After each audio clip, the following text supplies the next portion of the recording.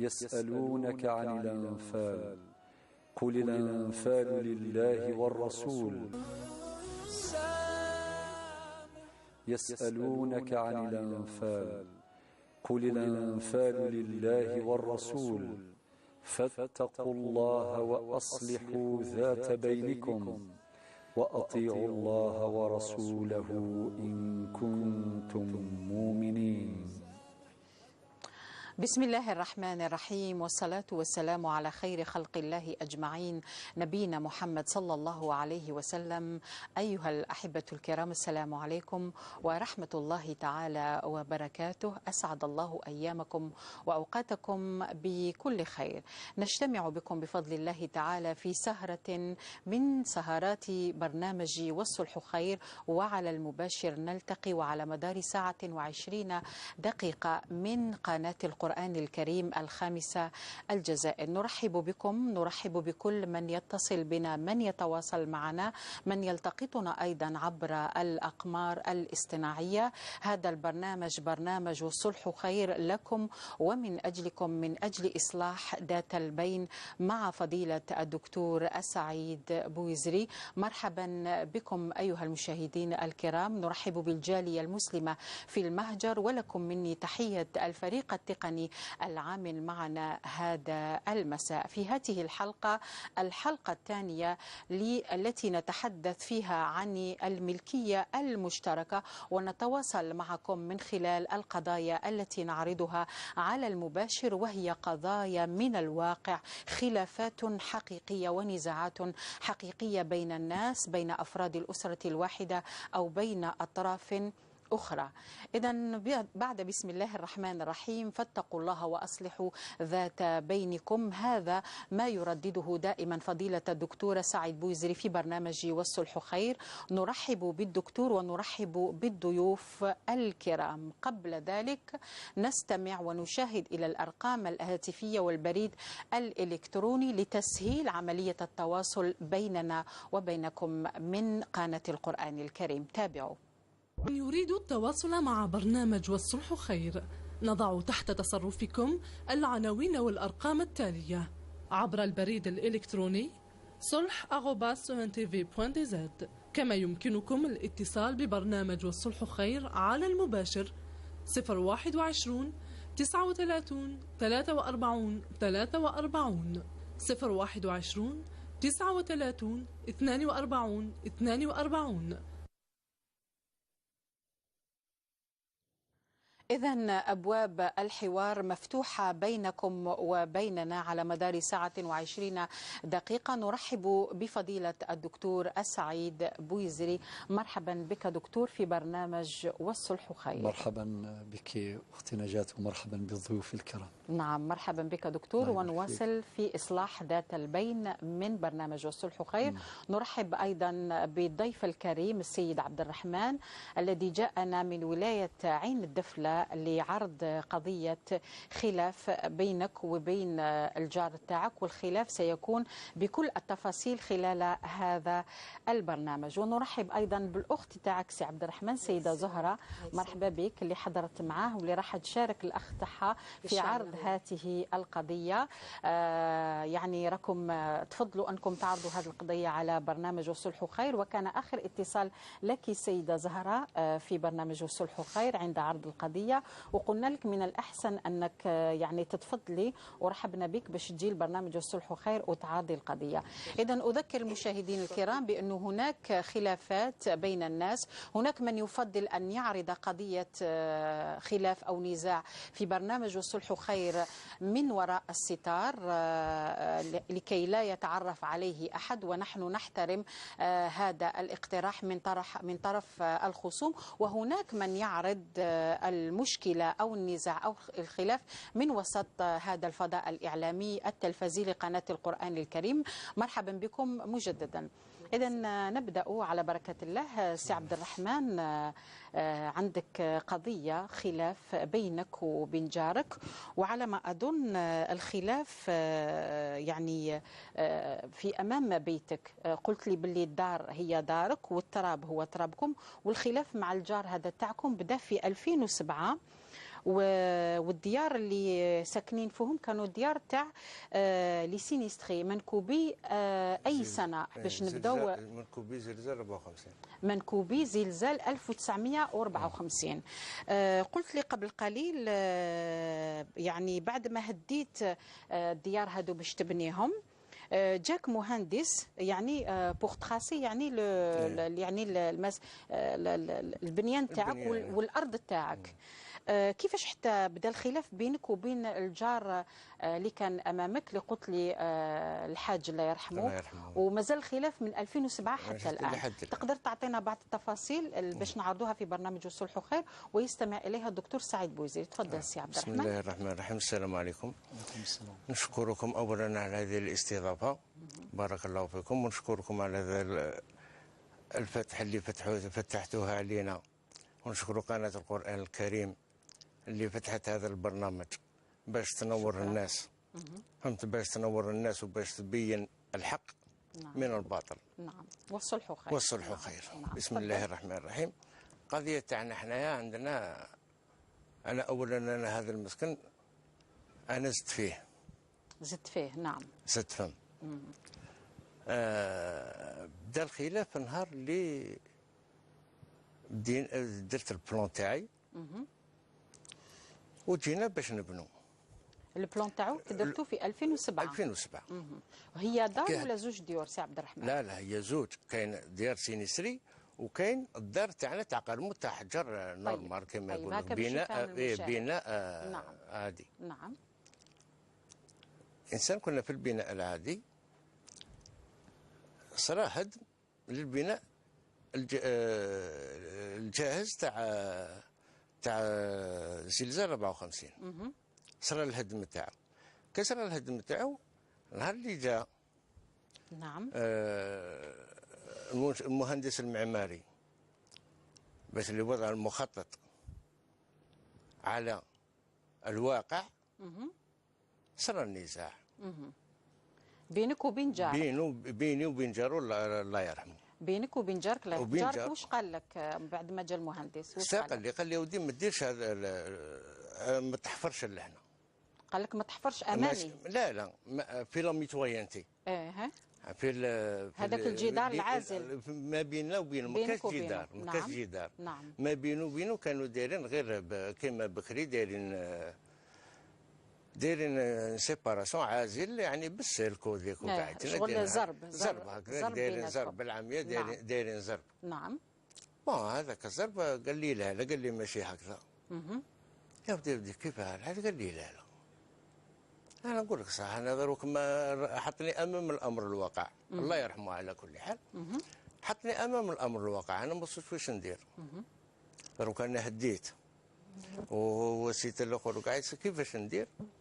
جاو جماعه قريب مصنتين الله يبارك فيهم وقعدتنا قالوا دي معليش وقعدتنا شو كيف انا واش درت يعني. وهذه نقولها والسيد مازال حي، لا راه يسمع فينا مازال حي. الجيران اللي معك، الجار اللي كان معنا مازال حي. نعم. واش درت انايا؟ جبت كيف نقولوا دي شيت تاع حديد، دي شيت دو فيغ. دي شيت دو فيغ تاع الحديد. دي شيت عطيتهم للجاري. عطيتهم لهذا الله يرحمه اللي جاري اللي معاه راني معاه في النزاع مع الورثه. الله يرحمه اللي راني في النزاع مع الورثه تاعو. عطيت له الحديده هذه، حديدات 4 ولا 5 والله ماني شافي عليهم. وجاري هذا عطيت له المص. قلت له وين حط الحديده انت دقش. سما كلفت جيرانك؟ كلفت جيراني انا جبت روحي.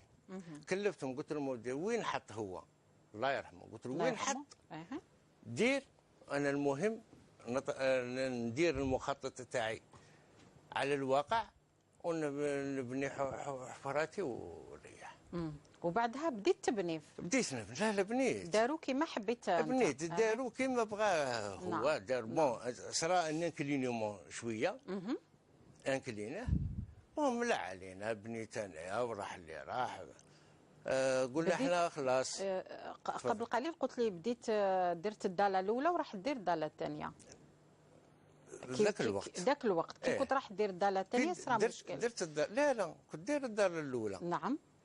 وكنت نخدم في الدار الثانيه. وكي كنت في هذيك المرحله تاع البناء ما جاش لك ما زعجكش جارك ولا قال لك واش راك دير ولا واش راك تبني ولا ما قال لك حتى حاجه؟ في ناحيه البنيان ما قالش. المهم هذه لا. طيب نقولوا للزهره لانه هي قالت كي كنتوا تبنيو انت كنت في العمل تاعك، هي سمعتهم جاو وبداو يكسروا. واش بداو يكسروا سيدي زهره؟ بسم الله الرحمن الرحيم. نعم. هي الام تاعي هي مريضه عندها لاتونسيون، عندها سكر وكاع. نعم. كي كانت راقده وقاعدتينا زعجها الصوت تاع التدقاش، يدقشوا. جيت انايا قالت لي الوالده تاعي، قالت لي يا بنتي انا روحي تشوفي بالك الدراري راهم يواسوا ولا. انا خرجت درت حجابي وخرجت وقاعدتينا صرتهم في لو بيليي هذاك تاع الدار يحفروا. شكون هما اللي كانوا يحفروا؟ هذا واحد من ولادو. واحد من ولاد الحاج الله يرحمه. ايه واحد من ولادو. نعم. يحفروا قاعدتينا. نعم. جيت انا ما صدت كيفاه ندير، عاودت وليت للدار عيطت لخويا قلت له روح تشوف اش راهم يديروا. انا ما على باليش ما نجبش نتكلم معاهم ولا. خويا مسكين خلى الخدمه تاعو قاعدتينا وجا. النهار اللي جا يوضح لكم الامور كيفاش شاف يعني لو بيليي وكيفاه يدقشوا. واش داروا مالا كي وصلت انت؟ سيبهم في هذا الممر تاع الميتويانتي. كان ممر ما بيننا وبينهم، يعني ما بيننا وبينهم كان ذاك الممر هذا. سيبوا يدقش يحفر. نعم. الحق حتى كما نقولوا بالفرنسي حتى اللي سمال يدقش في لا سمال. تو دير لعن البليس واش راكم ديروا؟ واش قالوا لك؟ قال لي راك داخل عندي ب 10 سنتيم. ب 10 سنتيم؟ ب 10 سنتيم. قال لي راك داخل عندي ب 10 سنتيم قادر الحيط ونطيحوا لك. انا رحت درت سكواطي، رحت البلديه ديبوزيت بلانت. ما كان. وبعد رفعت عليهم قضيه؟ موراها رفعت عليهم قضيه. في اي عام تتذكر؟ في نفس السنه؟ في نفس اليوم. ومازال الخلاف لحد الان. توفى الحاج ربي يرحمه. توفى الحاج الله يرحمه. دروك عنده الورثه تاعو. عنده الورثه تاعو. حنا رانا مع الورثه، رانا كل ساعه مع الورثه. ودوكا ما كان حتى حاجه تفصل بينك وبين. ما كان حتى حاجه اللي تفصل بيناتنا. دكتور ما كاش كاين زرب كاين. انا صورت لك يعني باش تشوفي كيف بعد نشوفوا. طيب نحن يعني نعرض القضيه على برنامج الصلح خير وامام فضيله الدكتور سعيد بوزري. ربما تريد استيضاح يعني في بعض المعلومات او تدقق حتى يتسنى لك الامر للنظر في هذه القضيه. تفضل دكتور. نعم. لك الفضل اختي نجاة. بسم الله والحمد لله والصلاه والسلام على رسول الله. معاشر المشاهدين الكرام السلام عليكم ورحمه الله. أنا أيضا بدوري أرحب بكما الأخ عبد الرحمن والأخت زهرة، بارك الله فيكما على حضوركما فيما بيننا في جلسة عائلية جزائرية نناقش قضايانا، وهو ما كنا ندعو إليه باستمرار. دائما نقول للناس معاشر الناس اختلفوا كما شئتم، ولكن إذا اختلفتم لابد أن تلجأوا إلى نصوص الشرع الحكيم. في كل مرة الأخت نجاة تقدم في مقدمتها هذه الإشارات المهمة. معناه حل القضايا والمشكلات طبقا للشريعة الإسلامية. وربنا يقول في القرآن الكريم ثم جعلناك على شريعة من الأمر فاتبعها ولا تتبع أهواء الذين يعلمون. مرحبا بكم وبارك الله فيكم على حضوركم. أولا عندي بعض الأسئلة خفيفة إضافة الأسئلة نتاع الأخت نجاة بالنسبة لهذه للجدار الفاصل بينكما.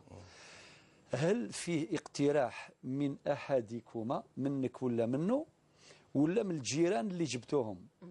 يعني حبيت نعرف هل واحد منكم اقترح باش يندار جدار فاصل بين الملكيتين، مادام ملكيتك معلومة ملكية الجار معلومة، درتوا الزرب، هذا الزرب ممكن ينفع مؤقتا ولكن ما ينفعش دائما. لازم جدار، لأن القانون والشرع في زوج الشرع والقانون ينصان على ضرورة وضع الحدود الفاصلة بين الملكيات المتلاصقة. تفضل الجواب على هذا السؤال. في اقتراح؟ ما كاش اقتراح بيناتنا، ما كاش اقتراح. ولهذا اللي ما كانش الاقتراح لهذا اللي لجأت للعداله. بارك الله فيك. لجأت للعداله على اساس ان العداله هي اللي تفصل بيناتنا بينك وبين وتعطينا الخصم تاعك. وين ندير الجدار تاعي. نعم. طيب بعد ما لجأت للعدالة، طبعا أكيد العدالة أو القضاء المحكمة يعني عينت خبيرا. وإحنا كنا نتكلموا على الخبرة. الخبرة القضائية نعم. يعني فنية تقنية تكنيك.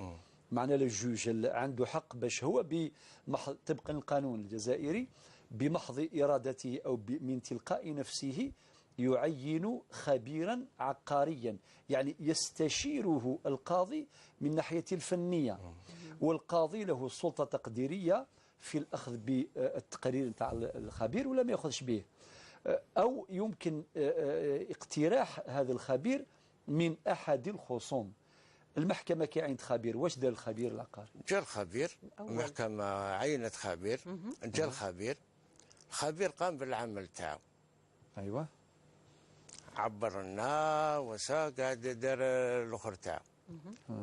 ومن بعد خرجت الخبره.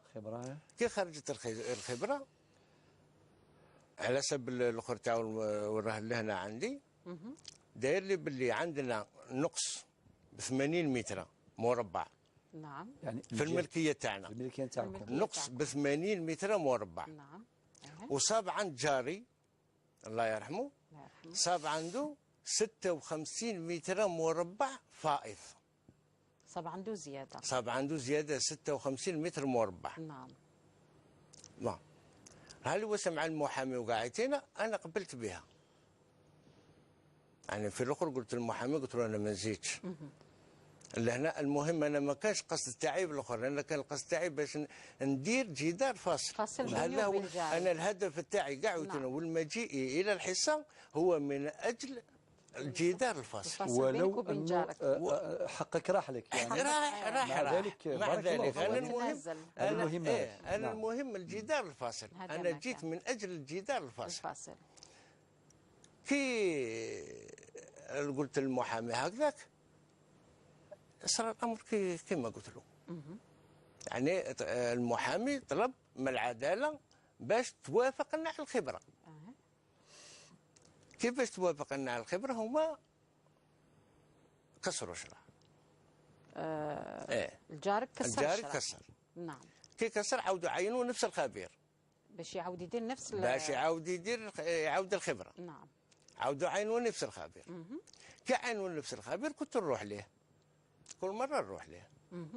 كل مرة يقول لي مازال يقول لي مازال يقول لي مازال يقول لي مازال. ومن بعد على تالي تعذر بشهادة طبية على أنه لا يستطيع أن يوصل الخبرة لأنه مريض. نعم. العدالة واش دارت؟ عاودت عينت لنا خبير واحد آخر. نعم. عينت لنا خبير واحد آخر. هذا الخبير كعينته جاء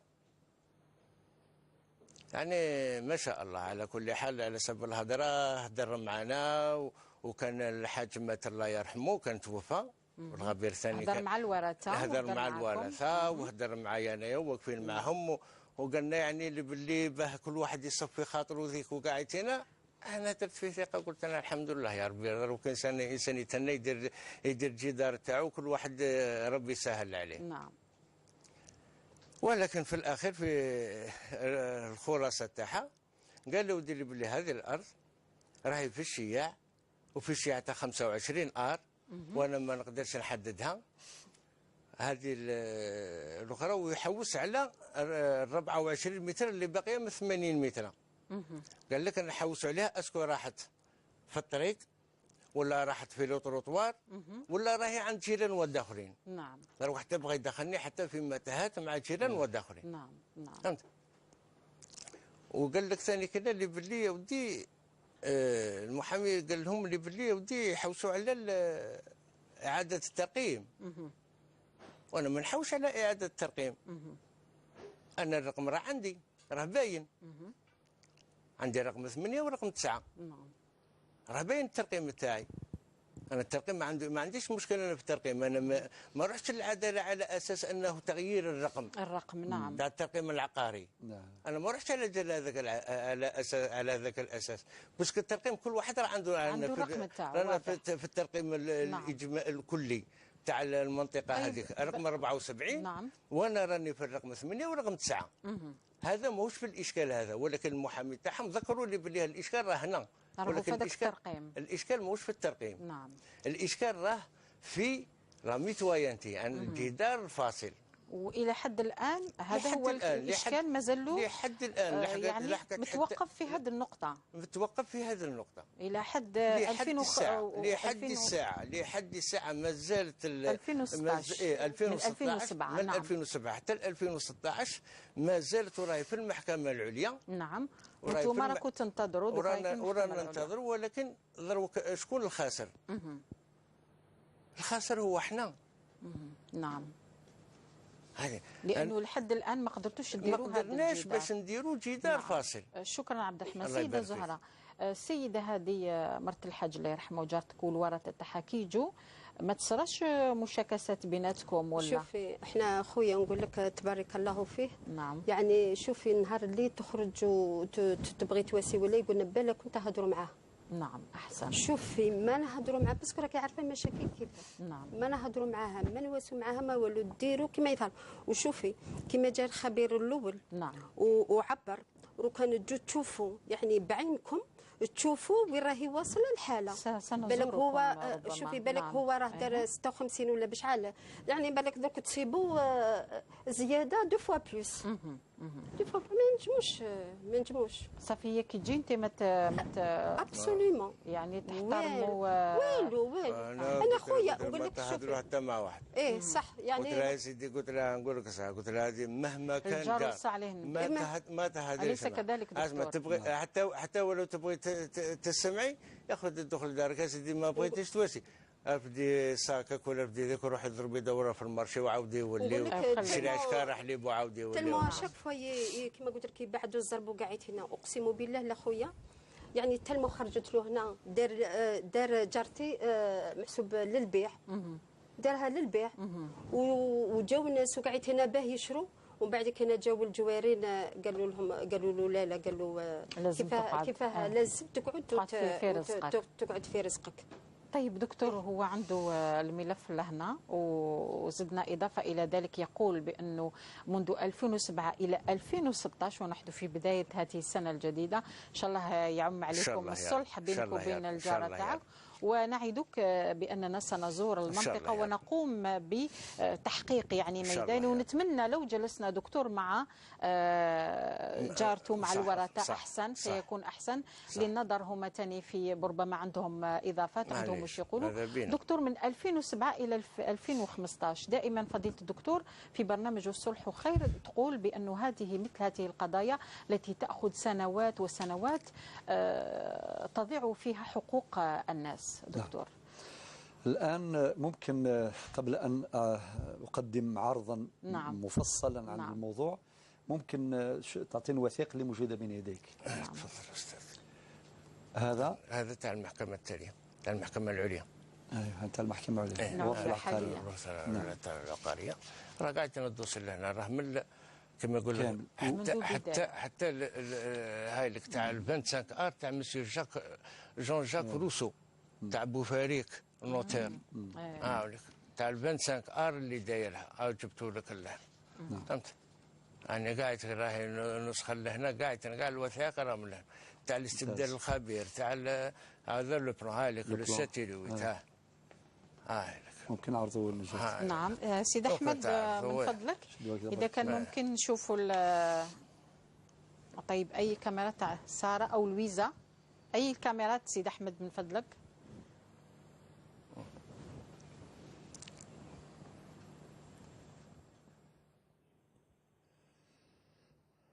طيب هكذا اذا تقدر تحكي لنا على هذا إذا بالنسبة للترقيم الترقيم أنا ما عندي حتى إشكال. أنا عندي 8 و9 في الترقيم. ممتاز. فهمت؟ هاي لا ميتويانتي وين راهي يا شيخ؟ راهي هنا. استنى الحين نوري. أين هي؟ هذه هنا، هذا هو الكولوار اللي قلت لك عليه. الكولوار اللي قلت لك هذا هو الكولوار اللي قلت لك عليه. هذا هو الكولوار. إيه. هاملك ديار سينيستري. هذوما الديار اللي كانوا سينيستري. دروك انا راني هديت هذو وبنيتهم. هذو مازالوا قرمود. مازالوا قرمود مازالوا بنيان قديم مازال. هذو اللي كانوا سينيستري وهديتهم وبنيتهم معناها. بالتحديد نعم. هذه لا ميتوايانتي. هذا لو كولوار هذا منا لهنا. هذا لو كولوار. هذا حتى تو لو. نعم واضح. يعني قاعد هنا الاخر تاع. طيب بارك الله فيك. دكتور ربما وريها للمصوره الارقام هذيك. فوالا.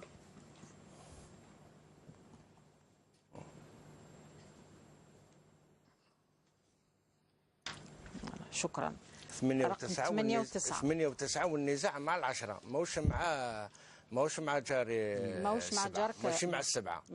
ماشي مع السبعة. النزاع في العشرة. في الرقم رقم 10. نعم واضح. شكرا سي عبد الرحمن. طيب إذن الوثائق موجودة. نعم.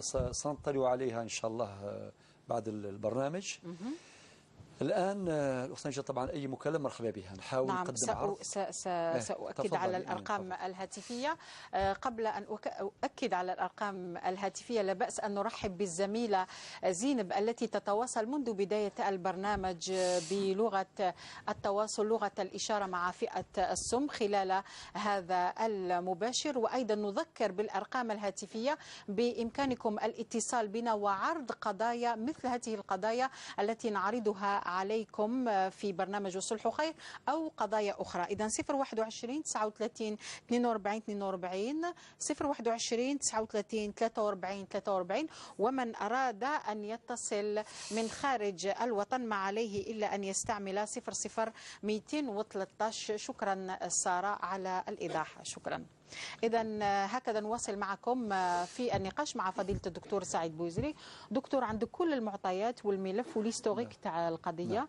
تفضل دكتور سعيد. لكي نفيد السادة المشاهدين. نعم. أقدم خلفية معرفية شرعية قانونية للإشكال. نعم. ثم أسقط تلك المعطيات العلمية الشرعية والقانونية. نعم. على موضوع النزاع. نعم. نحاول نعطي أهم الأفكار. أولا الجوار هو واقعة طبيعية قانونية بين الناس. نعم. هذه رسالة أولى.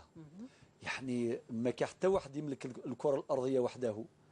هي الناس كاملهم متجاورين. نعم. لذلك فالجوار هو واقعة طبيعية وقانونية بين الناس. وحسن الجوار دكتور. وحسن الجوار مطلوب. نعم. النبي صلى الله عليه وسلم يقول في الحديث الصحيح: ما يزال جبريل يوصيني بالجار حتى ظننت أنه سيورثه.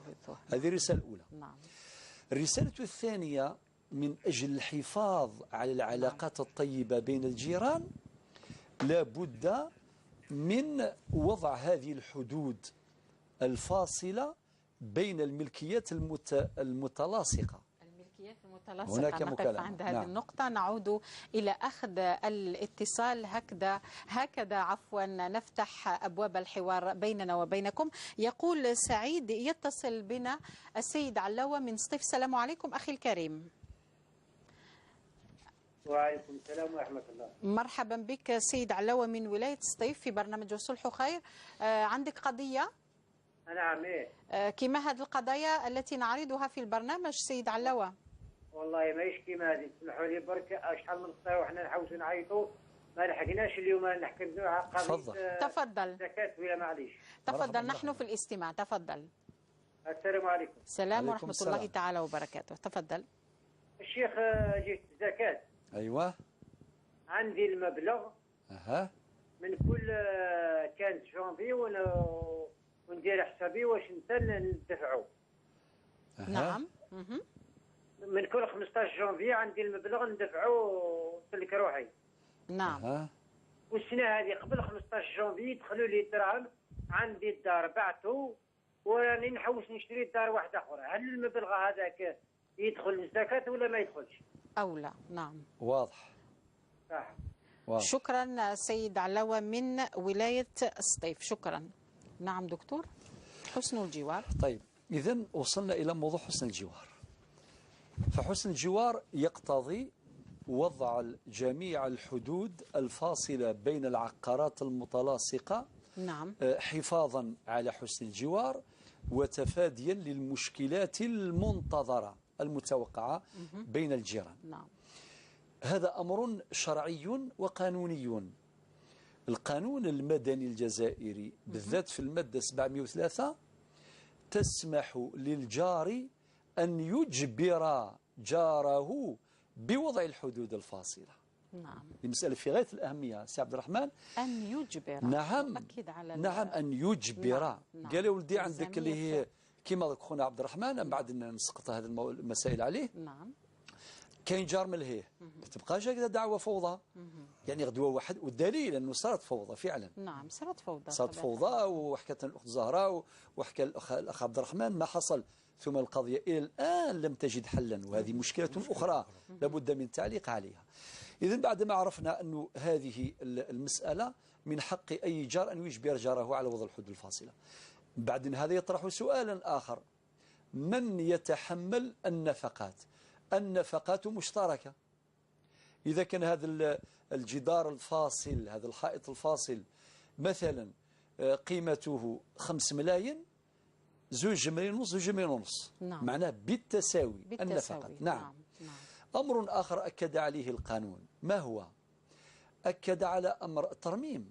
الترميم يعني هذا الجدار ممكن يعني يتعرض لبعض الخلل مثلا، من يرممه؟ أيضا القانون، الشريعة والقانون كلاهما أكد على أن نفقة الترميم نعم. تكون أيضا مشتركة. أمر آخر: هل كل منهما يملك هذا الجدار بالمناصفة؟ يعني مادام مشتركة، هي ملكية مشتركة. نعم. هل كل منهما يملك النصف؟ هذا الذي يتبادر للذهن. أي واحد يقول لك نعم، ستون لوجيك، معناتها مادام جدار بناوه كيف يعني؟ معناه هذا عنده 50%، عنده 50%. نفس الشيء. الجواب لا، كل منهما يملك 100%. 100%. نعم. نعم. هذه مسألة قوية جدا، مهمة. نعم. إيه، خاطر لو كان نقولوا 50%، معناتها يقول لك أنا نحط ما 50% تاعي، نعم. أنا نحها كاع، ويبقى 50% هذيك الثاني ما عندها قيمة. نهار اللي راح 50%. نعم. إذا كان يعني دلوا تدمير، نعم. إما بشكل عمودي أو بشكل أفقي، في الحالتين معا يتحقق الضرر الذي يجب تفاديه طبقا لمقررات الشريعة ومقتضيات القانون. أيضا. نعم. الجواب الصحيح: كل منهما يملك هذا الجدار كاملا 100%، ملكية تامة. وهذه صورة من صور الشيوع في الملكية المشتركة. نعم. طيب. لذلك خصصنا حلقة اللي فاتت وحلقة اليوم باش نستفهم، لأنه إذا كان الناس تعرف علاش يقول لك كل واحد يأكل حقه ويغمض عينه. يعني كل واحد يلتزم حدوده. هو رب سبحانه في القرآن في آيات كثيرة يقول تلك حدود الله، تلك حدود الله. أحيانا يقول فلا تعتدوها، أحيانا يقول ولا تقربوها، بمعنى لو كان كل إنسان يلتزم حدوده ما صارش مشاكل. كما اللي يمشيو داخل في الأوتوروت في الطريق السريع. لو كان كل واحد يحترم القانون ويلتزم حدوده ما تكونش هناك حوادث. إذا كان كل واحد يمشي كما يحب وتصرى حوادث واقتيلات وموت إلى آخره. نفس الشيء بالنسبة لهذه الحقوق أو العقارات المتجاورة. أمر آخر: إذا كان واحد منهم مثلا الجدار ندار الطول نتاعو 2 أمتار مثلا. نعم. الأخ عبد الرحمن بغى يعليه لمصلحة تخصه هو. نعم. من يتحمل نفقات؟ هو فقط يتحمل نفقة التعلية، ليس الجار اللي راهو. نعم. نفقة التعلية. من له مصلحة في التعلية، أنا أتحدث هنا عن التعلية. هذه كلها قوانين موجودة وغيرها. علاش أعطيت هذه الخلفية المعرفية؟ وما قلته هنا في القانون المدني الجزائري راه موافق للفقه الإسلامي. نعم. الآن نحاول نسقط هذه على المعطيات نتاع القضية. طبعا الأخت قاطعيني في أي لحظة. إذا كان اتصال سيقول سعيد أو سيد أحمد. نعم. تفضل. أول هم أبدأوها بالضرب. الضرب هذا كي تكون نية معروفة يعني. نعم. الضرب الدنيا كاع بكري تمشي بالزرب. بالزروب نعم. في وعندنا البلاد مثل الزرب. بالقبائليه نعم. يقول لك الزرب وحديق. نعم. نقولوا الزرب. الزرب ولا الزرب وحديق. مع الانسان الحاذق الفاهم. نعم. شويه زرب خفيف هكذا يكفيه. نعم. صح. اذا كان واحد يعني ما يعني دير له جدار بالاسمنت المسلح ويقدر هكذا سي عبد الرحمن يقدر ويدير مشاكل. طيب اذا كان الزرب بكري قال لك الاخ عبد الرحمن فاصل بين عادي، ولكن بعد قال لك انا كلفت جيراني واشكرك على المباشر. بكري كانت اشياء بسيطه ومحترمه من الاطراف. نعم. الزرب محترم. الان الصور كما قال لك سيد عبد الرحمن وفي تجاوز. كاين بلدوزر معليش نقاطعك في الاخرى. انا في جلسه عاديه. يعني بكري انا نعقل نهلك في السبعينات ولا حاجه. صح كان عندنا كنا قاعد دايرين جيراننا فما قاعدين يعني قاعدين احنا 6 ولا 7 جيران على خط واحد. ما كاش واحد اللي عنده صور.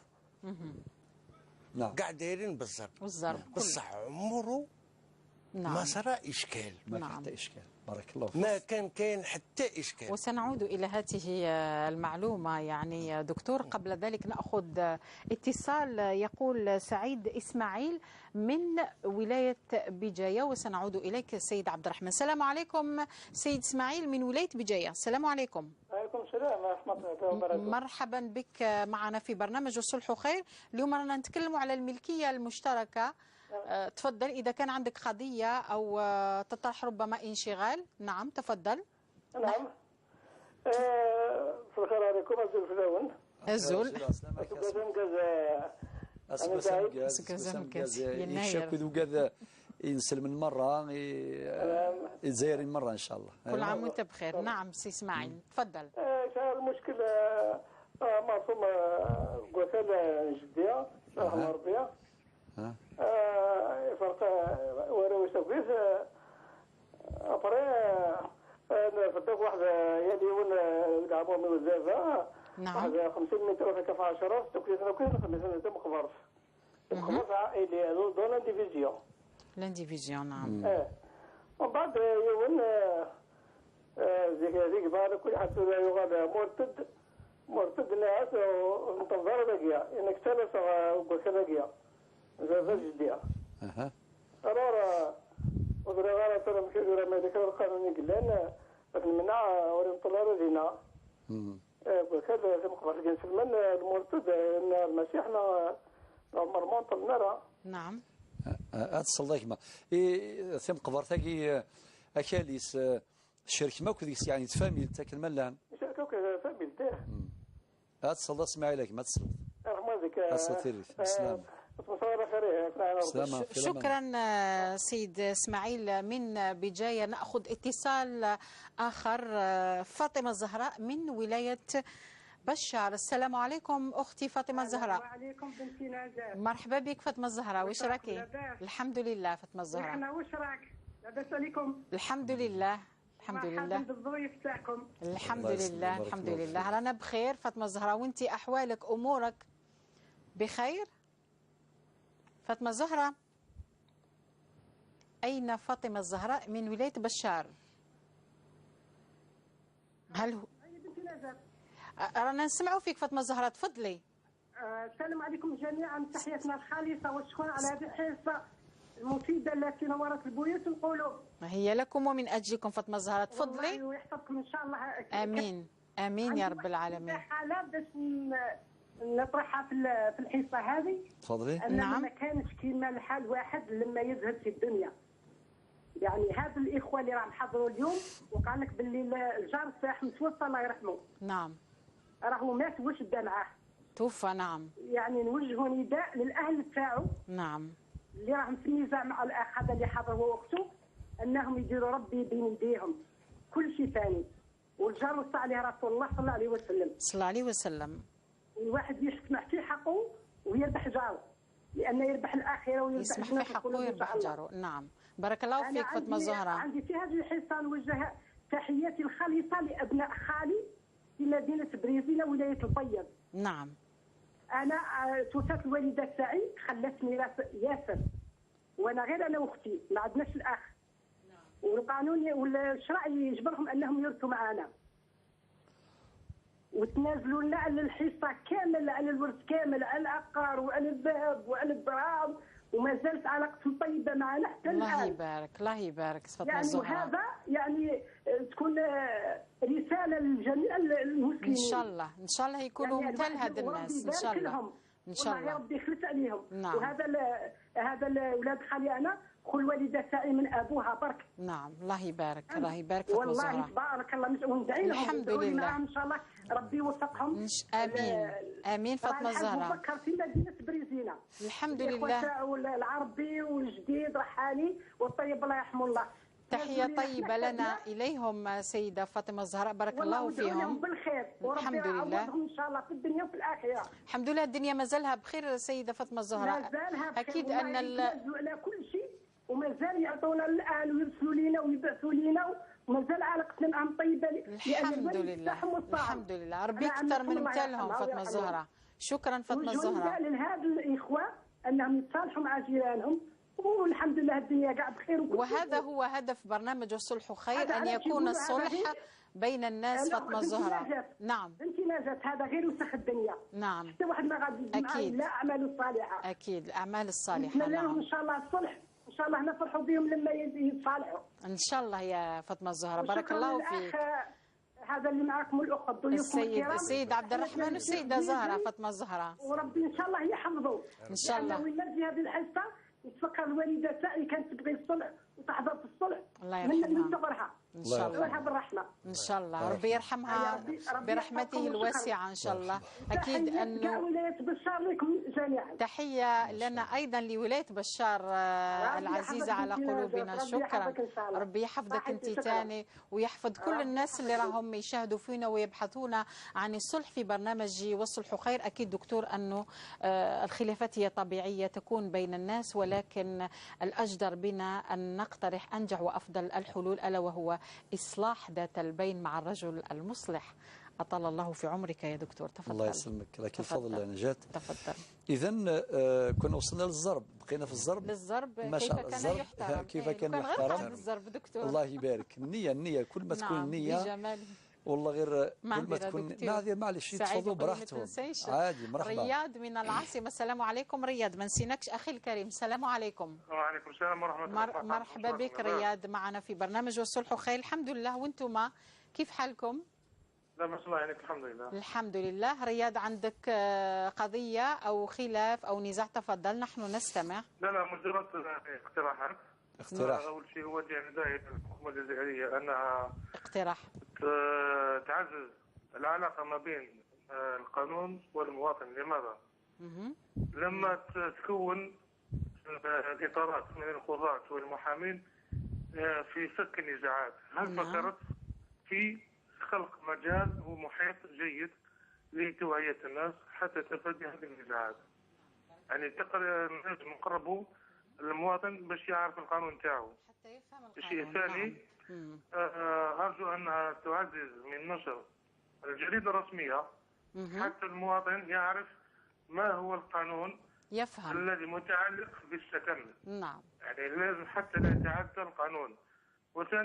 ثالث شيء أرجو أن النداء نوجهه لوزارة الشؤون الدينية. نعم. كذلك تخلق محيط للتوعية للمواطنين حتى يعرفوا ما هي أخلاقيات الجار، لأنه الأول مشكل اللي يبدأ هي بسبب سوء الخلق والجهل اللي يؤدي لهذا النوع من المشاكل. وهذا ما عندي ما أقوله. بارك الله فيكم. بارك الله فيك. ويوفقكم إن شاء الله في الحصة تاعكم أجمعين، يوفقنا أجمعين ويوفقنا لتقييم أيضا هذا الاقتراح الذي هو في غاية الأهمية. شكرا لك رياض من العاصمة. دكتور. نعم. طيب إذن أعود إلى دكتور. توقفنا عند المثال السيد عبد الرحمن. ثم الشيء الذي يحتاج فعلا يستحق الشكر الجزيل أنه الأخ عبد الرحمن قال قلت لجيراني يلا هي الأرض قدامكم ديروا واش حبيتوا، وين يقول هو الدار. الله يبارك. وفي الحقيقة هذا السلوك يا أخي عبد الرحمن من قبلك يستحق الشكر والتقدير. لماذا؟ ونتمنى أن كل الناس يفكروا كما راك تفكر، يعني كي انت كي العائله نتاعك بارك الله فيكم معناتها اعطيت الثقه للجيران اللي يسكنوا معاكم وبكل نيه وبطيب خاطر، ثم انت شرعت في البناء بعد ذلك، شيء طبيعي شرعت في البناء هكذا، وبعدين هذيك انت 10 سنتيم هذه تحتاج الى ملاحظه. نعم. كيف يعجب يعني هو حسب التقي الخبير. نعم.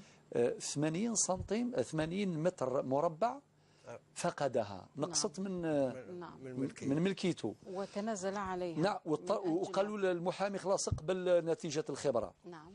والطرف الآخر لقى الخبير 56 متر مربع زيادة. نعم. يعني نقارنوا بين هذه التنازلات وهذا التنازل وبين الإشكال الذي أثير ب 17 سنتيم. على فرض أنه 10 سنتيم يعني شيء غريب جدا يعني. نعم. لذلك أشكرك يا سي عبد الرحمن أخويا بارك الله فيك على هذا الموقف الشرعي الأخلاقي التربوي الحضاري، يعني كان السيفيزم حاضر في مثل هذه المشكلات. نعم. من بعد القضية وصلت للمحكمة بعد ما رحت البلدية، وبعدين بعد ذلك رحت المحكمة.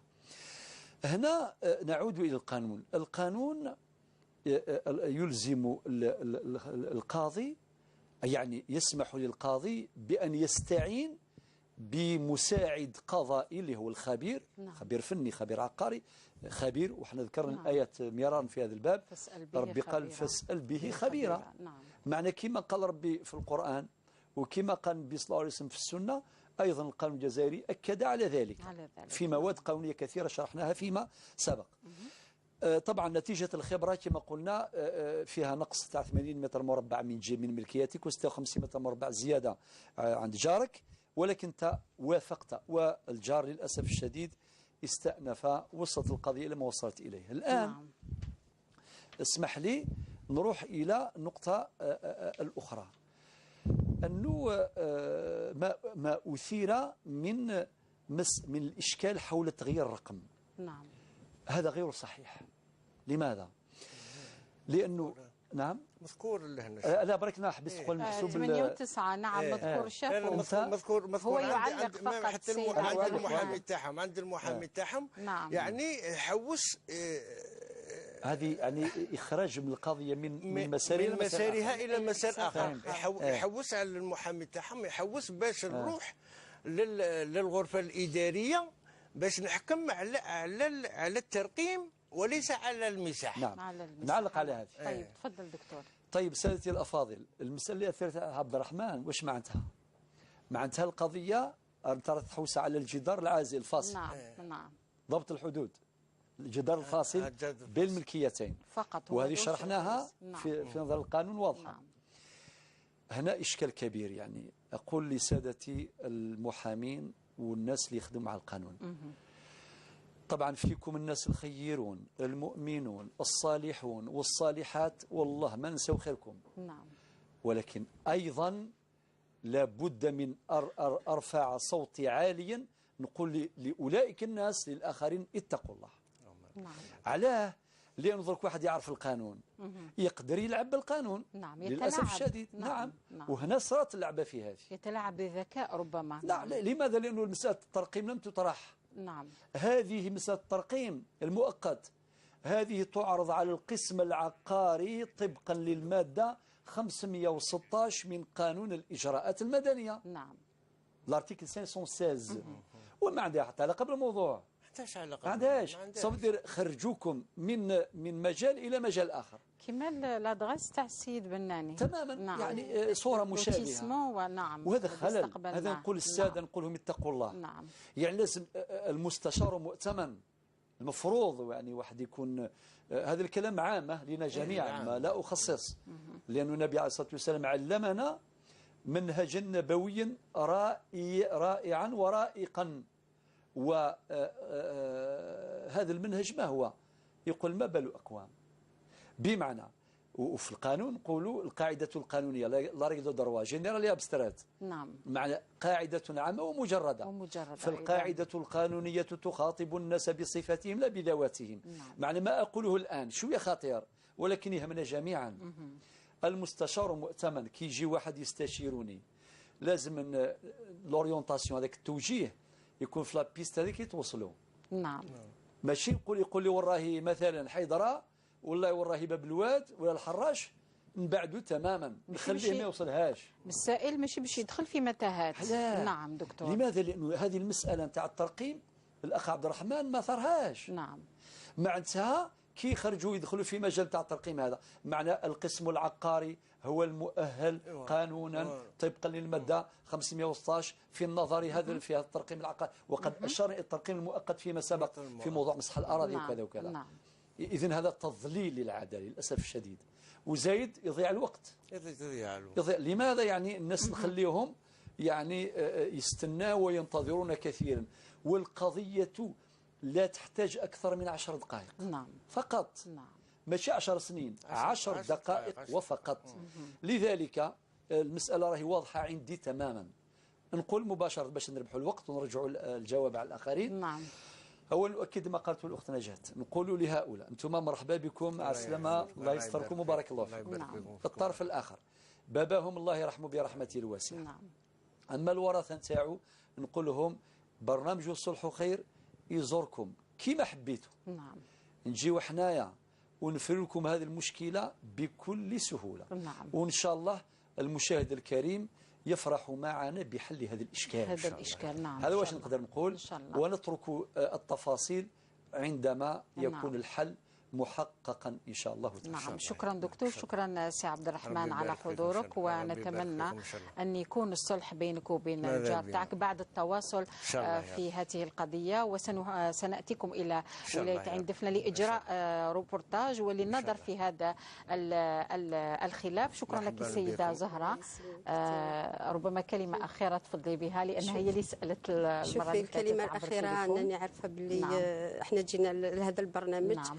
به أمة يعني نديروا الصور إن شاء الله، ويكون تعينونا، يعني جينا لكم نخلي لكم القضية في يديكم إن شاء الله. أنتم حلوا لنا القضية وجيبوا لنا خبير، وهذا مكان. وتبارك الله فيكم وربي يشد لنا في دكتور بوزيري. على كل حال اسمح لي زعجتك بزاف كل خاطر والله العظيم انت اخت نجاة، والله العظيم حنا نحوسوا يعني نقول لك الصور هذاك رانا مكشوفين بزاف. نعم والله غير رانا مكشوفين. ان شاء الله يكون صور يستركم في موضوعكم.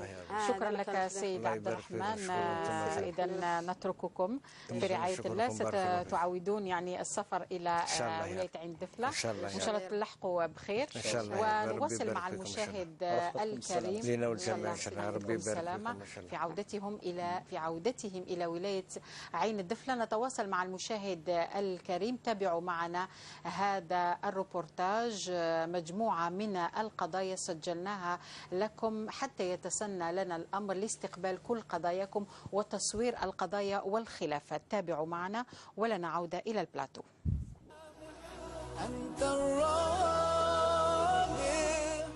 سيدة نعيمة، باش نعرفوا المشاهد الكريم والمشاهدة الكريمة، أنت طليقة السيد عمر اللي فات معنا الأسبوع الماضي في برنامج الصلح خير، واللي حكينا فيه على التعاسة الزوجية. عايشة كين ناس صابرة على ولادي. حملت ومن بعد ذاك الحق باش يبيع لي الدار. كي الحق باش يبيع لي الدار كي صفاو الامور هادو، قبل ما يصفاو انا رحت للتريبينال. انت الراضي. 6 أشهر سجن غير نافذه، وحنا تعويض اولي 300 مليون سنتيم. بعد هذه المحاكمه تمت محاكمه ثانيه في المجلس برويسو. الطبيبه عطاوها عام سجن نافذ. احنا التعويض قال لك عدم الاختصاص نروحوا للمحكمه الاداريه. رحنا وليس كل الضحايا، لان كاين ضحايا خافوا قال لك احنا ما نقدروش نروحوا من بعد تصل لنا متابعات.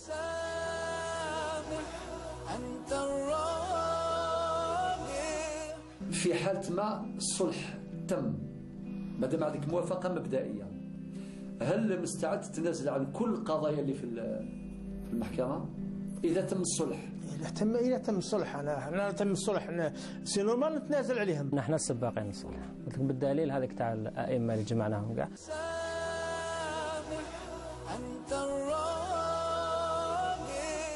احنا مالكين قطعة أرض منذ سنة 1967 في حي البدر، وبجوار هذه القطعة هذه احنا رانا يعني نستغلوا قطعة أرض فيها حوالي 600 متر، ودايرين فيها يعني محل تجاري لصناعة الحديد. ومن بعد تفاجئنا جانا محضر قضائي من بن جراح جاي بلغنا بأمر بالطرد.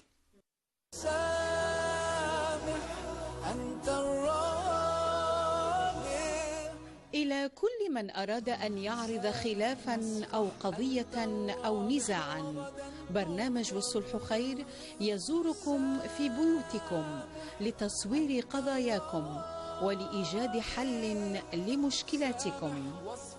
اتصلوا على الرقم 021 37 41 21.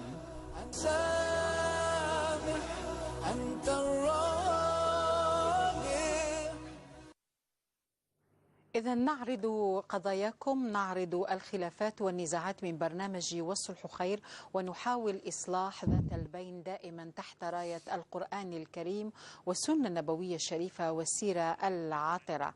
نعود إلى البلاتو مع برنامج والصلح خير، وفي حلقة ثانية نتحدث فيها ونناقش موضوع الملكية المشتركة. يقول سعيد يتصل بنا من ولاية قسنطينة محمد من قسنطينة.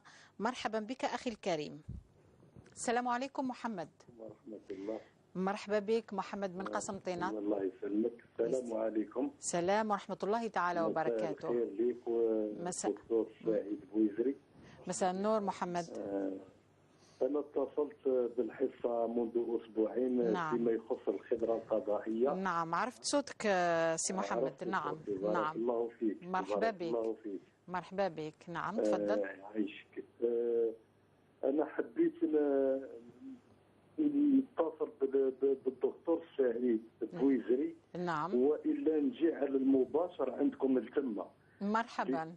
عايشك، لأني أنا حضرت الملف كامل. يعني من عارضة افتتاح الدعوة إلى الخبرة الأولى إلى الخبرة الثانية، المخططات، النسخة الكاملة من عقد الملكية. نعم. فيما يخص جدي في القطعة محل النزاع، إلى الردود تاع مديرية مسح الأراضي. نعم. والمحافظ العقاري. حتى وصلت القضية تاعك بأنها قلت أنها فيها دون تأسيس، رفضت من أتذكر جيدا. نعم. نعم. هذه هي القضية، وهذا وهذا هو الشيء اللي يعني خلاني أنا محير. يعني إذا كان خالد كنت رفضت القضية منذ يعني رفع الدعوة أساسا. يعني الإنسان يبقى حائر، يعني أنه نعم. ماذا أقترح عليك محمد من قسنطينة؟ أقترح عليك أنك تترك رقم تليفون تاعك للتقنيين. بعد نهاية الحلقة سنأخذ رقم التليفون تاع سيد محمد من قسنطينة ونتصل بك مباشرة. ومرحبا بك في برنامج والصلح خير. ما تنساش برك تذكر بالتدقيق الأرقام الهاتفية، لأنه أذكر المشاهد الكريم في بعض الأحيان بسرعة هكا يعطونا أرقام خاطئة عند الاتصال، نشوفوا بأن الرقم فيه خطأ. شكرا محمد. بارك الله فيك. مرحبا يجازيكم إن شاء الله. مرحبا بك. هذا البرنامج كما أقول دائما هو برنامج لكم ومن أجلكم ومن أجل إصلاح ذات البين. دكتور، ننظر في مساءلات السيد علوة من سطيف، وإن كانت مساءلة يعني تتعلق ببرنامج هلا سألوه، ولكن لا بأس. قال شحال مرة نتصل اليوم اتصل بنا. تفضل دكتور. نعم. السي علوة من سطيف، مادام انت راك تزكي في كل عام في شهر جونفي. نعم. اول ملاحظه نقولها لك، اربط زكاتك بالاشهر القمريه لا بالاشهر الشمسيه. نعم. ما تربطهاش بجونفي فبراير مارس افريل، لا، اربطها بالاشهر القمريه. يعني محرم وكمل لقدام هكذا. هذه رقم واحد. حاول تعدلها، يعني تأخذ تعين لنفسك شهرا اللي يوافق يعني وقتاش يعني ملكت النصاب والسلام. وكل عام يعني يسموه حوالي الحول تزكي زكاتك. وانت قلت موالف تزكي في 15 جونفي، ولكن قبل 15 جونفي راك بعت دار. نعم. إذا كان مثلا إلى عندك 200 مليون عندك موجودة، نعم، وبعت دار مثلا ب 300 مليون قبل 15 جونفي، ولو كان بنهار هذاك ال 300 مليون اللي دخلت ليدك تضاف إلى 200 مليون اللي عندك مع المجموع 500 مليون، تزكي على 500 مليون. 500 مليون مضروبة في 2.5 مقسومة على 100، هذاك الناتج هو مبلغ الزكاة المستحق اللي تخرجوا من مالك للفقراء والمساكين والأصناف الثمانية اللي جاوا في سورة التوبة في الآية رقم 60. نعم. هذه ملاحظة مهمة جدا. جدا. نعم. ماشي معناتها تقول ملكت برك السمانة قبل لا ما دارش على العام. المهم أنت عندك النصاب، ولو كان عندك 40 مليون برك ولا 39 مليون و525 ألف، هذا هو النصاب ودار عليه العام. قبل ما يجي وقت الزكاة نتاعك دخلوك دراهم كبار يدخلوا في الزكاة. وانت قلت عندك نية باش تشري دار، اشري دار ولكن بعد ما تزكي. نعم. لو كان بعت وشريت في نفس اليوم خلاص ما الدراهم هذوك ما يدخلوش، لأن العقار ما يتزكاش ما دام عقار للملكية، ليس المقصود منه التجارة. هذا هو الجواب يا سي علوة، نسأل الله لك القبول. نعم. إسماعيل من بجاية دكتور. اسماعيل أخويا نعم. ثمسة تجد فكر ثمسة الردة. نعم. طبعا حينما أتحدث في موضوع الردة يعني أشعر بضيق شديد. نعم. لعدة اعتبارات. الاعتبار الأول، الجزائر جوهرة من أفضل جواهر الدنيا. بارك الله فيك. هذا الكلام نقوله على المباشر. نعم. والناس اللي يعرفوا الجزائر يدركون معنى ما أقول. نعم. عندنا شعب مسلم ومذهبه الغالب هو المذهب المالكي. نعم. مع الاحترام والتقدير للمذاهب الأخرى الموجودة كالمذهب الإباضي ولا المذهب الحنفي. طيب والحنبلي أيضا والشافعي أيضا ما عندنا حتى حرج، ولكن مذهب الغالب هو المذهب المالكي. نعم. هذا رقم 2. رقم 3 أن الجزائر صنفت ضمن الدول المغلقة على التنصير في العالم. 132 سنة من الاستدمار الفرنسي ما قدرتش فرنسا تنحى لا إله إلا الله من قلوب الناس. من قلوب الناس. نعم. ما قدرتش. نعم. ما قدرتش. وضرك في زمن الاستقلال وما شاء الله وكذا تلقى بعض الشباب غرر بهم يكلخلهم بالمسيحية وكذا إلى آخره، بالإمام سيدنا عيسى، وكأن المسلم لا يؤمن بسيدنا عيسى. نعم. احنا نؤمن بجميع الأنبياء والرسل كلهم بجميع ما جاء به يعني النبي محمد صلى الله عليه وسلم. ومما أنزل عليه من القرآن آمن الرسول بما أنزل إليه من ربه والمؤمنون كل آمن بالله وملائكته وكتبه ورسله لا نفرق بين أحد من رسله. ولكن بعض الشباب يغرر بهم، يشوفوا بعض الأخطاء نتاع المسلمين ويقولوا بلي هاو المسلمين هذا والإسلام يخليوا الإسلام ويروحوا لحاجة أخرى. ولا يجوز أن يؤاخذ الإسلام بأخطاء أو بجريرة المسلمين. فهذه رسائل اسماعيل أخويا نكون ذي نسلموا الحمد لله. يقول هذا ما يليون يعني يغى المرتد. طبعا أحكام الردة واضحة، وأمر العقيدة ليس أمرا هينا. يعني اليقين الأصل أن الإنسان مسلم. نعم. هاك الجزائر مسلم وتجري عليه أحكام الإسلام، ولا يمكن أن نخرج من هذا الحكم الأصلي إلى حكم آخر إلا إذا ثبت بيقين ما يؤكد هذه الردة. فاليقين لا يزول إلا بيقين مثله. ثريما ما إلا إيفاند ذاك كدني سيرت أكا يثلا. ولازم الناس هذون اللي يعرفوا هذه الحقيقة، يعرفوا الأحكام الشرعية المتعلقة بأمر الردة. وربما إن شاء الله يكون عندنا فرص، وقد كانت لنا فرص يعني في فضاءات أخرى للحديث في هذا الموضوع مفصلا. ربحا للزمن نكتفي بهذا البيان. فرايك ما اسماعيل ماذا بك ان شاء الله نمساوى الفراغ ذويلت باش يدس مكيرا تمثال يشد لنا الموضوع قلنا الردة، وان شاء الله ما شاكيت يهضو ربي أسأل الله له الهداية يديه ربي سبحانه عز وجل واد يغال سافريد مسلمة وثكندمة. إن شاء الله. دكتور فاطمة الزهراء من بشار اللي تقول في الدنيا هذا مليح أنه الإنسان يكون يعيش يزهد. الزهد. نعم يزهد. وقد يعني قالت أنها تحب تتكلم على وحد النداء يتعلق بأبناء الخال اللي قالت تنازلوا على بعض من الثروة من أجل عائلة سيدة فاطمة المطاف. تقول هذا الحاج راهو مات والشدة معاه ما حتى حاجة. نعم. يا أختي فاطمة الزهراء كيف فكرتيني ب وش قال الإمام علي بن أبي طالب. نعم. يقول يا من بدنياه اشتغل وغره طول الأمل الموت يأتي بغتة والقبر صندوق العمل. نعم. وكذلك بما قاله الإمام الشافعي رضي الله عنه إذا ما كنت ذا قلب قنوع فأنت ومالك الدنيا سواء. نعم. القناعة في القلب. اللي عنده قناعة في القلب يقتنع بالقليل. اللي ما عندوش القناعة لو كان تعطي له جبل من الذهب يتمنى جبلا آخر. لذلك بارك الله فيك على ندائك أولا لعائلة الجار يعني الخصم للأخ عبد الرحمن مع الأخت زهرة إن شاء الله يكونوا يتبعوا النداء تاعك يوصل إن شاء الله تعالى إليهم وإلى أمثالهم باش يفروا قضاياهم بطريقة ودية والصلح خير. أما التحية تاعك لأبناء الخال وطلبتي ندير لهم دعاء ندعو لهم إن شاء الله. أسأل الله عز وجل أن يبارك فيهم. نعم. يبارك في إيمانهم وأن يبارك في أولادهم ويبارك في صحتهم وأن يبارك في أرزاقهم.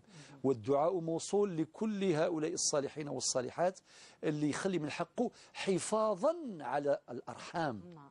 لأنه احنا بنقولوا للناس كل واحد يأخذ حقه.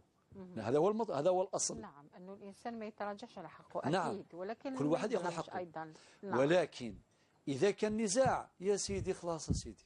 عندنا مثل بالقبائلية يقول وين يجان إيجنجان. وين يجان عاوديها برك أنا جات. وين يجان إيجنجان. بارك الله 10 على 10. وين يجان إيجنجان. نعم. الله يبارك إن شاء الله ربي يقدر خير وإن شاء الله النداء نتاعك يوصل لي الأخت فاطمة الزهراء. نعم. نعم. الرياض من العاصمة. قبل ذلك هل هناك نعم شكرا سعيد. دكتور حسين من ولاية البويرة. نستقبل حسين من ولاية البويرة. السلام عليكم أخي الكريم. حسين السلام عليكم. وعليكم السلام ورحمة الله وبركاته. عاودي الاسم السيد ظفار الحسين من دائرة الأخضرية بلدية بودربالة. السيد الحسين من دائرة الأخضرية نعم ولاية بلدية بودربالة. بلدية بودربالة. نعم تفضل أخي. لماذا تؤكد على هذه المناطق؟ لماذا؟ والله حبيت نهضر مع السيد مرحبا سي حسين. تفضل. يعني كان عندي قضية في المحكمة. نعم تفضل. قضية في المحكمة. عندي قضية في المحكمة. قدمت الطلب بتاعي للمحكمة. القاضي هذا قال لي يعني هذه القضية يعني مؤسسة ومقبولة وكذا وكذا يعني إلى آخره. وأجرت لنا القضية هذيك تحقيق مع الأخصام التبعي. نعم. ما نوع القضية سي الحسين؟ الحكم مصدر في صالحي. نعم. أعطونا عينوا لنا خبير. نعم. ولما عينوا لنا الخبير هذا لم يعني جاء مرة واحدة ولم يأتي حتى بقلم في يده. نعم. جاكم مرة واحدة سيد حسين؟ جاء مرة واحدة على الساعة حوالي 7:30 تاع الصباح. نعم. شاف المكان. نعم. ولم يأتي حتى بقلم في يده. عندما نعم. أراد أن يعني يكتب بالمكان وكذا يعني كاش الآخر ما جاش يكتب. وحتى طالبنا قلم من عند الخصيم تاعي. نعم. ومن بعد قلت له كيف درك تجري هذا لخطر امرت المحكمه بمعاينه القطعه مساحه وعدودا وكما. نعم. وما المنشا عليها وكيف يعني هذا الامور اللي راهم متخاصمين عليها كلها. نعم. طيب اين الاشكال الان؟ اخذ هذه الملف وذهب.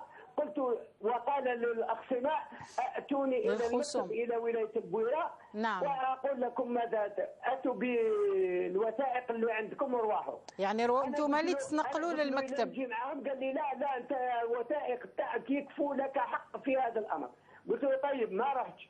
لما ادى الوثائق نعم اجرى الخبره في المكان في المكتب بتاعه فقط، لم ياتي ولم يعاين القطعه ولا شيء.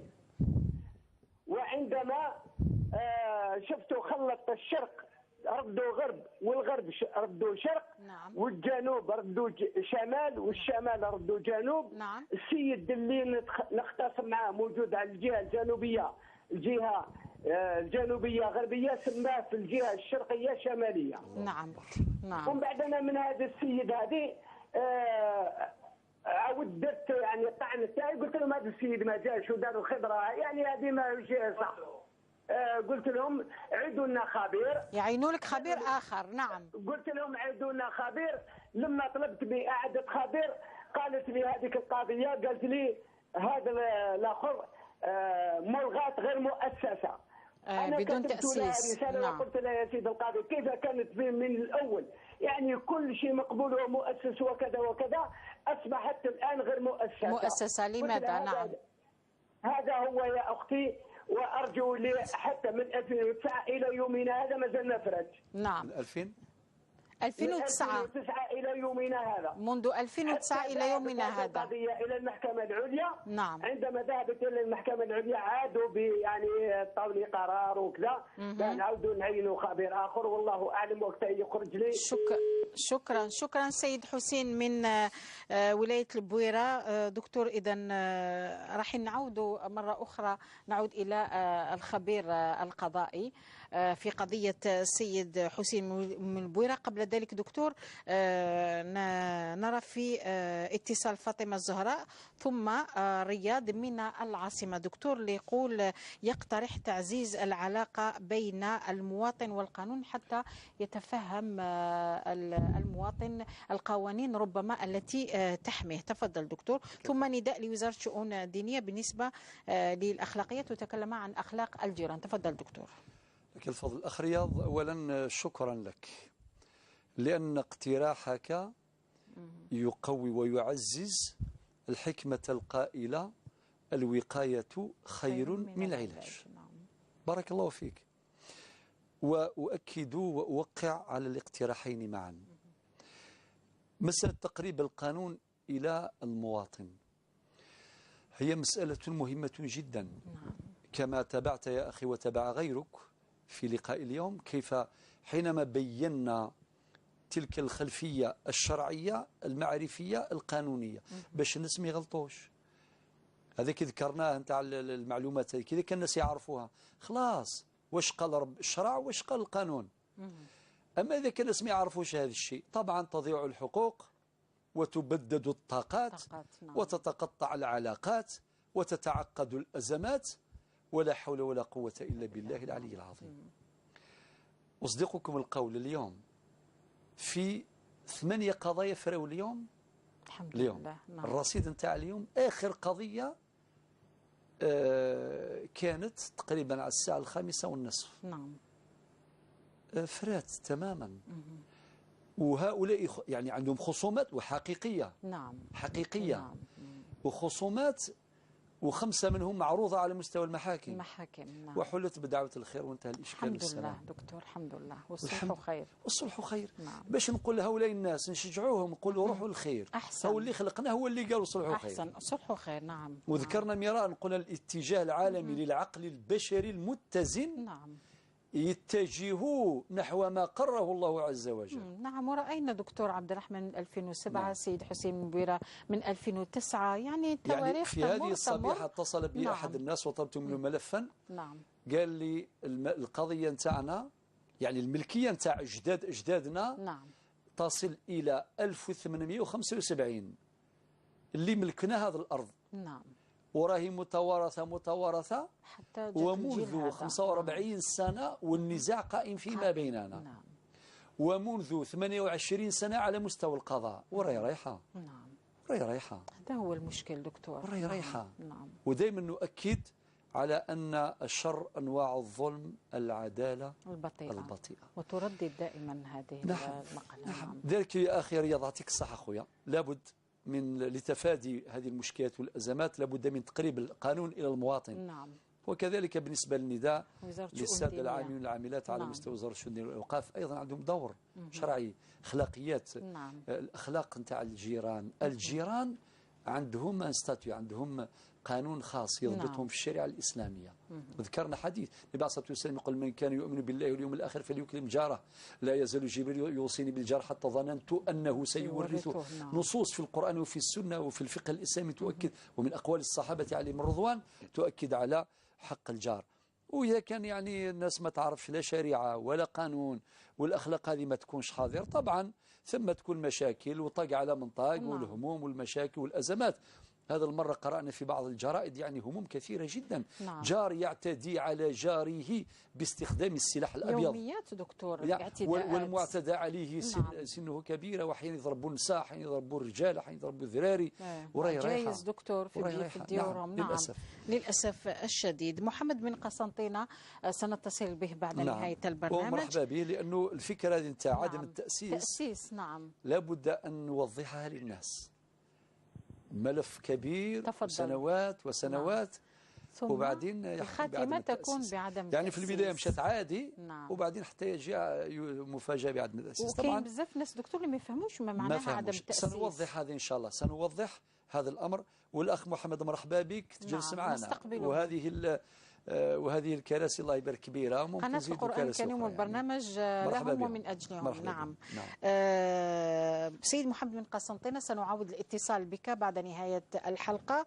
نعود إلى حسين من البويرة أيضا بالنسبة للخبير القضائي اللي ما قامش بالمهمة تاعو. قال لك في البداية ما جابش حتى القلم، والمعروف أنه عندما تكلمنا على الخبرة القضائية لي زوتي دو ترافاي يكونوا مع الإكسبير جوديسيير. دكتور أليس كذلك؟ تفضل. نعم، وضحنا هذه المسألة يا الأخ حسين من الأخضرية.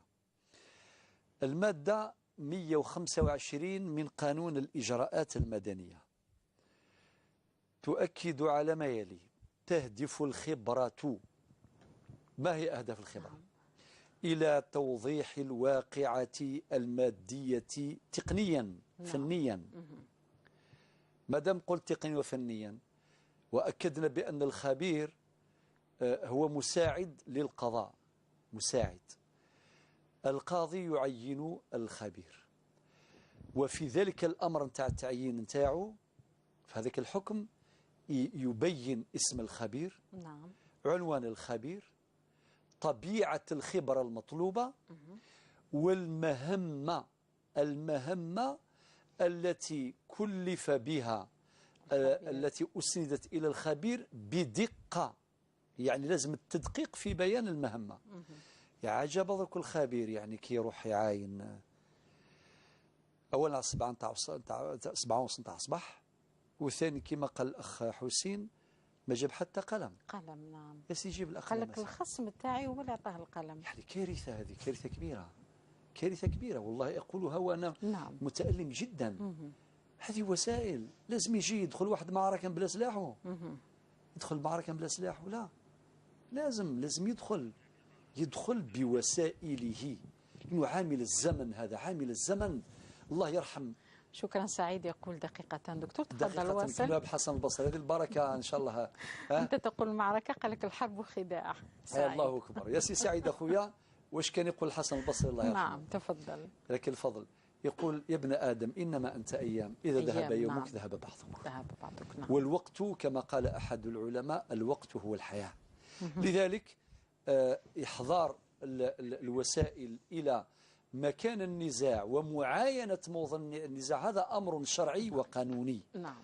أما بدليل أنه قال لك الخبرة تندار في المكتب والشرق ولا غرب وغرب ولا الشمال ولا جنوب، هذه كارثة أخرى. خلطت كاع الجغرافيات تاع المنطقة. إن شاء الله نطلعوا على الموضوع نتاعك إن شاء الله تعالى نفيدك ونفيد السادة المشاهدين. معذرة، ابقوا على خير. نعم دكتور، ربما في الحلقة القادمة الملكية المشتركة رقم 3 سنعود للنظر في قضية سيد حسين والنظر في قضية سيد محمد من قسنطينة. نشكرك جزيل الشكر فضيلة الدكتور سعيد بوزي على كل هذه التوضيحات.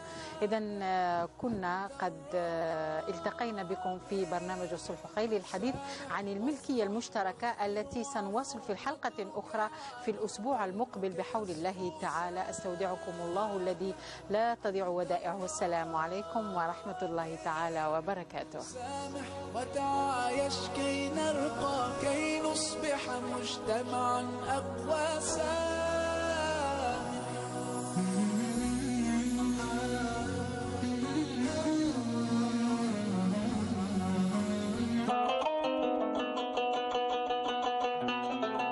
عن أم المؤمنين